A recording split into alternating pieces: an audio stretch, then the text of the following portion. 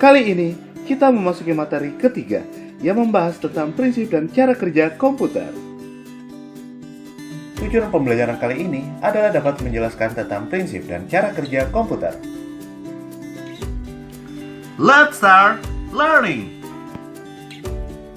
Nah, seperti inilah konsep dasar cara kerja komputer. Pertama, ada user yang memasukkan perintah. Input device yang digunakan user untuk memasukkan perintah. CPU melakukan pengolahan data menjadi informasi. Output device menampilkan hasil pengolahan data berupa informasi. Dan akhirnya, informasi hasil pengolahan data diterima oleh user. Untuk lebih jelasnya, silakan saksikan dan amati ilustrasi berikut ini. Dan selamat menyaksikan. Ketika kamu mengklik tombol pada mouse akan mengirim informasi kepada komputer tentang posisinya. Ketika klikan mouse tersebut diterima, maka akan dihandle oleh BIOS. BIOS ini bertindak seperti mata, telinga, mulut, dan tangan dari komputer. BIOS ini menyediakan jalan untuk berinteraksi dengan environment, tapi juga berfungsi sebagai buffer untuk menjaga CPU tidak terlalu panas oleh distraction.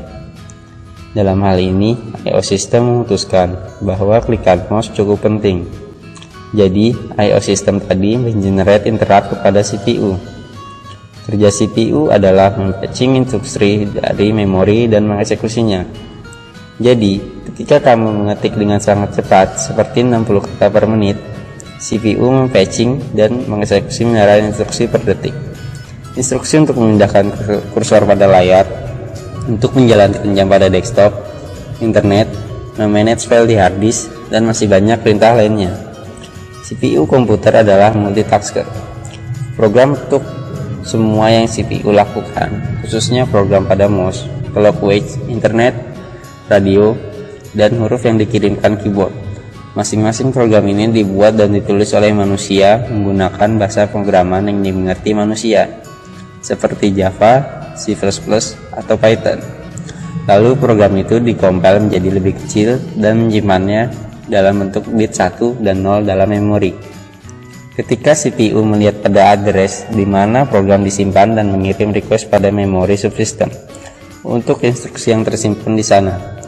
Instruksi yang dieksekusi dengan cepat, tetapi ini bukan akhirnya, karena CPU mempelajari bahwa perintah mouse tidak hanya tentang gerak tetapi tentang mengklik tombol yang ada di layar, dan dapat dikatakan bahwa banyak program terlibat akan sebelum tombol pada screen ditekan. Jadi hanya contoh sederhana, mengklik mouse berarti mengunjungi seluruh komponen penting dalam arsitektur komputer, peripheral, BIOS, memori, dan banyak lainnya.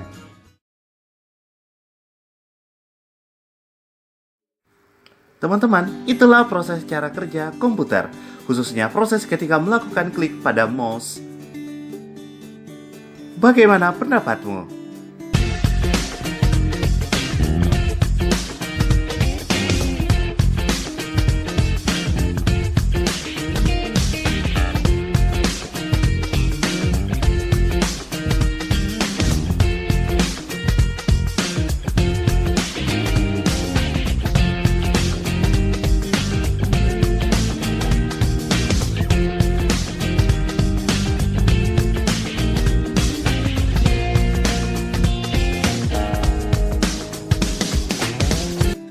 Kita memasuki materi keempat, yaitu bagian-bagian perangkat keras komputer. Tujuan pembelajaran kali ini adalah dapat menjelaskan bagian-bagian perangkat keras komputer. Let's start learning! Nah, sebenarnya perangkat keras sudah kita bahas pada materi 1 part 3, yaitu input device, process device, storage device, dan output device. Oke, bagian ini kita bahas tentang komponen komputer secara lebih lengkap ya. Pertama, bagian-bagian input device, yaitu keyboard, memasukkan data berupa huruf angka atau simbol. Mouse memindahkan pointer dan memilih jenis operasi yang akan dilakukan. Scanner, membaca dokumen baik gambar maupun teks dan disimpan secara digital. Joystick, digunakan saat bermain game atau suatu permainan komputer. CD-ROM atau DVD-ROM, membaca data atau program dari media CD. Touchpad, menerjemahkan perintah pointer sesuai dengan gerakan jari. Webcam, peripheral berupa kamera sebagai pengambil dan perekam gambar. Mikrofon digunakan untuk merekam suara. Barcode reader berisi sensor laser berwarna merah untuk memindai barcode. Yang kedua adalah proses device. Bagian-bagian dari proses device terdapat dalam CPU.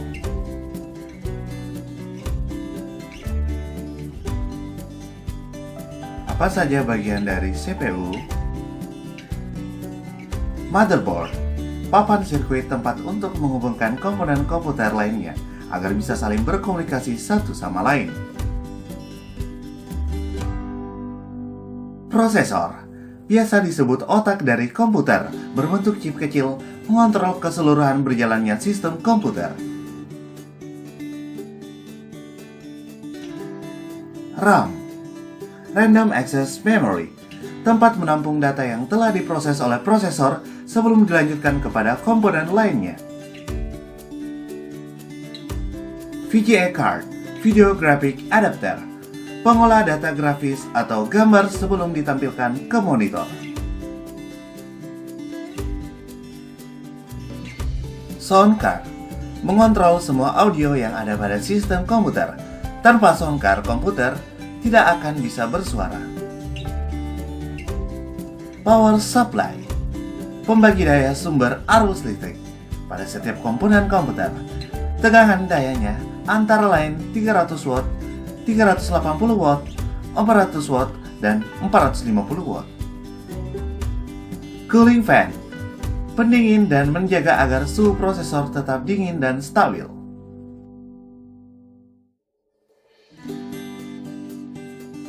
Hard disk, menyimpan berbagai data hingga menyimpan sistem operasi. Ukuran hard disk biasanya mulai dari 250 GB hingga 3 TB.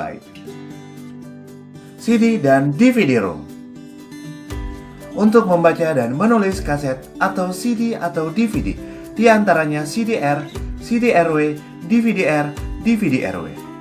Terakhir, casing, sebagai wadah untuk melindungi komponen komputer yang terdapat dalam CPU, seperti melindungi dari debu, panas, air. Materi 4 part 2 akan membahas bagian-bagian perangkat keras komputer. Tujuan pembelajaran kali ini adalah dapat menjelaskan bagian-bagian perangkat keras komputer. Let's start learning! Baik, kita lanjutkan pembahasannya.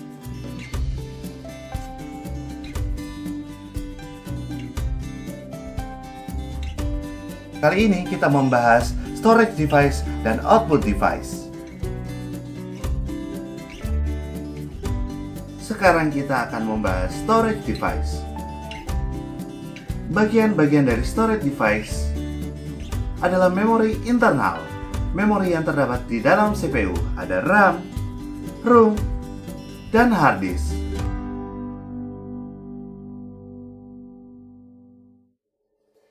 Selanjutnya, memori eksternal. Ada floppy disk, umumnya kapasitas penyimpanannya adalah 1,44 MB. SD card, penyimpanan eksternal dalam bentuk kartu memori yang kecil. Flash disk, penyimpanan data eksternal melalui penghubung dari port USB. Hard disk eksternal, media penyimpanan dengan kapasitas sangat besar yang berada di luar komputer. Selanjutnya, output device. Bagian output device, ada monitor, menampilkan hasil pemrosesan data yang telah menjadi informasi dalam bentuk gambar atau grafik. Proyektor, memproyeksikan gambar atau video ke layar atau dinding dalam bentuk cahaya, biasanya berupa proyeksi tampilan monitor. Printer, mencetak data berupa gambar atau foto, tulisan pada media kertas.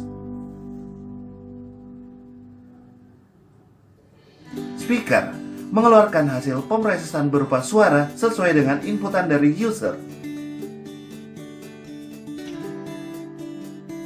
Headphone menghasilkan data berupa suara yang dihasilkan bersifat redup, berarti hanya user yang memakainya yang bisa mendengarnya. Router, perangkat keras jaringan untuk menghubungkan pengguna jaringan satu dengan pengguna jaringan lainnya. Terakhir, modem, menghubungkan komputer dengan jaringan internet.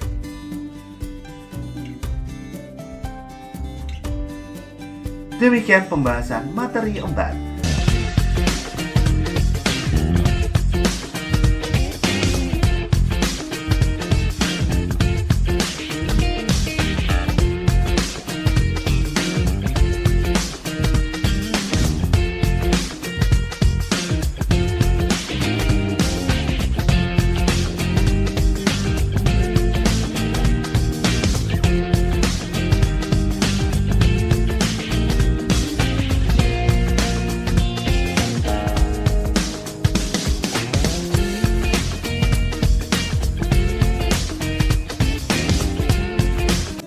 Materi kelima yang akan dijelaskan adalah spesifikasi komputer sesuai dengan kebutuhan pekerjaan. Tujuan pembelajaran kali ini adalah dapat menentukan spesifikasi komputer sesuai dengan kebutuhan pekerjaan.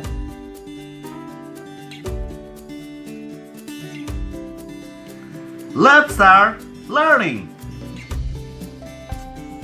Kenapa ya spesifikasi komputer berbeda untuk setiap kebutuhan? Karena ada pekerjaan yang membutuhkan komputer dengan kemampuan akses yang cepat, seperti komputer untuk gaming dan komputer untuk server. Ada juga pekerjaan yang tidak diharuskan untuk mempunyai komputer dengan kemampuan akses data yang cepat, seperti komputer untuk sekolah dan komputer untuk kantor. Oke, sekarang akan dibahas tentang spesifikasi komputer sesuai dengan kebutuhan tersebut. Yang pertama, spesifikasi komputer untuk sekolah. Pada umumnya, jika dipakai untuk sekolah SMP atau SMA, belum memerlukan spesifikasi komputer yang tinggi. Ya, karena pada umumnya hanya digunakan untuk mengetik atau hal-hal ringan lainnya. Tapi untuk siswa SMK atau mahasiswa jurusan desain atau teknik memerlukan spesifikasi komputer yang cukup tinggi. Secara umum berikut spesifikasi komputer yang diperlukan dalam kegiatan sekolah.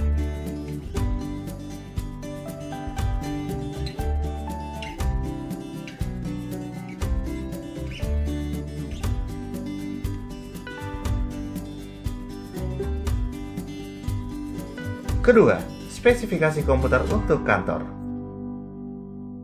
Pada umumnya, jika dipakai untuk pekerjaan kantor, pekerjaan yang paling sering dikerjakan adalah mengetik dan membuat laporan. Ini hampir sama dengan kebutuhan sekolah pada umumnya. Dalam pekerjaannya, pekerja kantor lebih mengutamakan kecepatan daripada graphic card untuk komputernya. Komputer yang cepat akan menunjang kinerja pekerja kantor. Namun budget pada bagian pembelian, dananya biasa dibatasi dan lebih senang menggunakan komputer yang awet dipakai.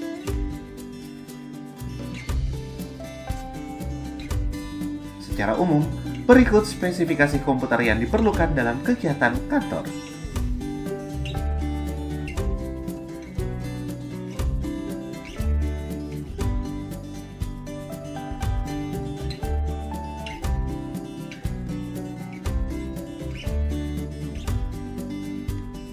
Ketiga, spesifikasi untuk komputer gaming.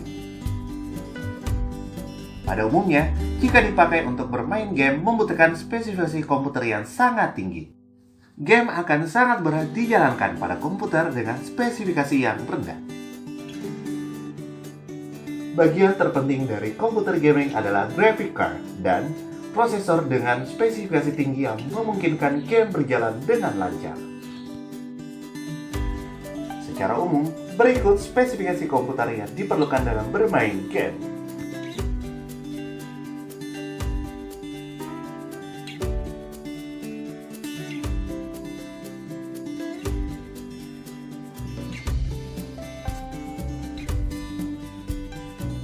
Keempat, spesifikasi komputer untuk server. Bagian terpenting dari komputer server lebih mengutamakan kestabilan, sehingga dapat melayani klien yang sedang akses ke komputer server. Pada umumnya, jika dipakai untuk komputer server membutuhkan spesifikasi komputer yang sangat tinggi karena harus mengatur komputer klien lainnya.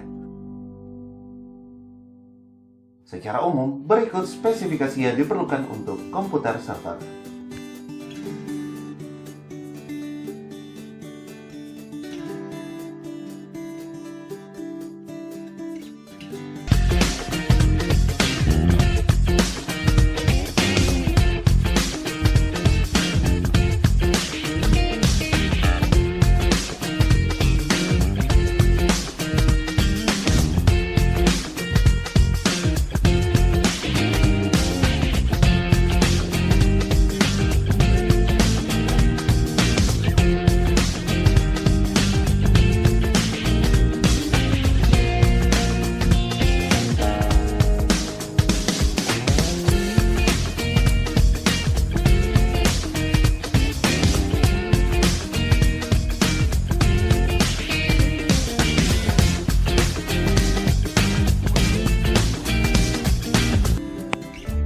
Serta jangan lupa di like ya, terus di komen, dan subscribe. Selamat belajar dan terima kasih.